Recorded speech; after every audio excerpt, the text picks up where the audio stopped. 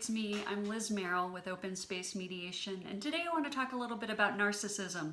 I know it's a buzzword. I know there's a ton of content out there about it on YouTube and everywhere else, and if you've ever Googled it, you will find a ton of information about it, a lot more than you used to be able to find, and that's because some people think that it's on the rise. It's on the rise culturally, politically, in homes and families.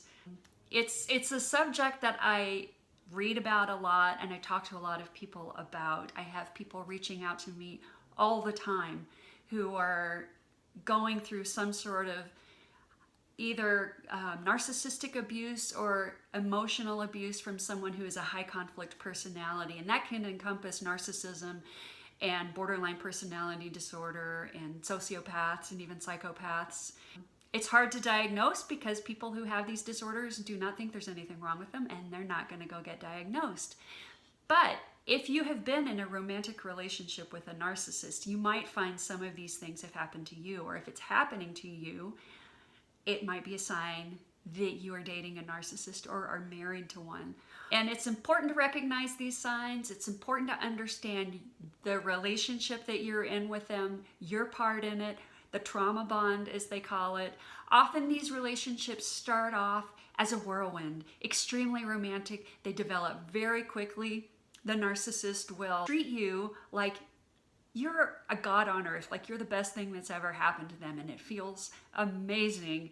It's two of you against the world, and you feel like you're flying, right? They make you feel that way. And then in fairly short order, you start to notice things that you know in your heart aren't quite right, but sometimes it's hard to align that with the outward presentation that a narcissist will give the public, because they are master manipulators. They're extremely convincing. They're very good at presenting a very charming personality, right? And then behind the scenes, you might start noticing that they're gaslighting you. I'm not going to explain gaslighting because I think everyone knows what it is.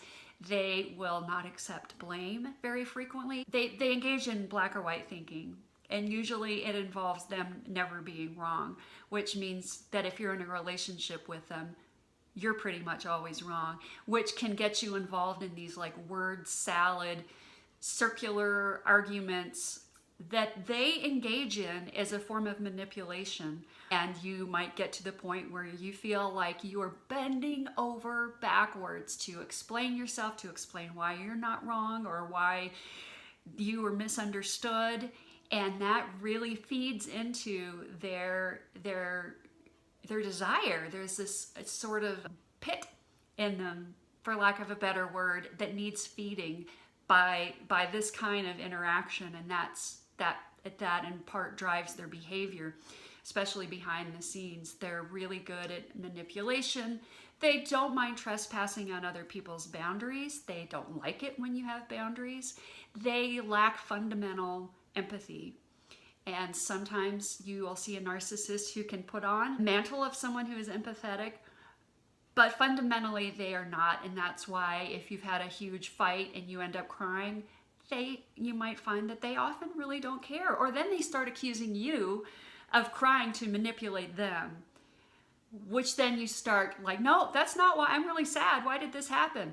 Very exasperating. But the more involved in this kind of entanglement you become, the harder it is to pull yourself back from it.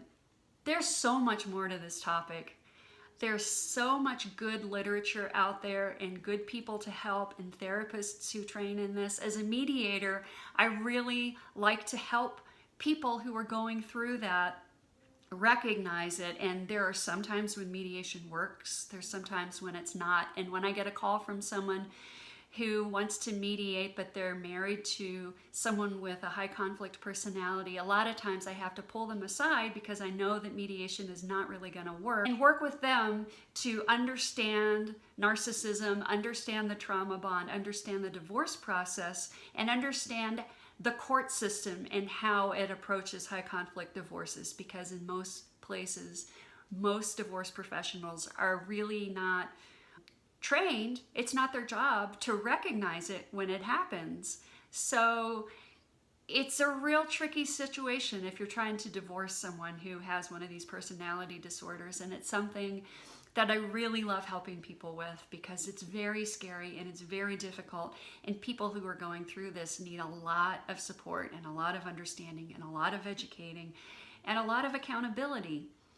Because the fact of the matter is, if you're in that relationship, you're a part of it too, and it's hard to back out of it, like I keep saying. I could talk about this for a lot longer. I would love to hear your experiences. Like I said, I love talking to people and listening to them and learning every day from people who come to me. So feel free to reach out if you have any questions about this. Bye.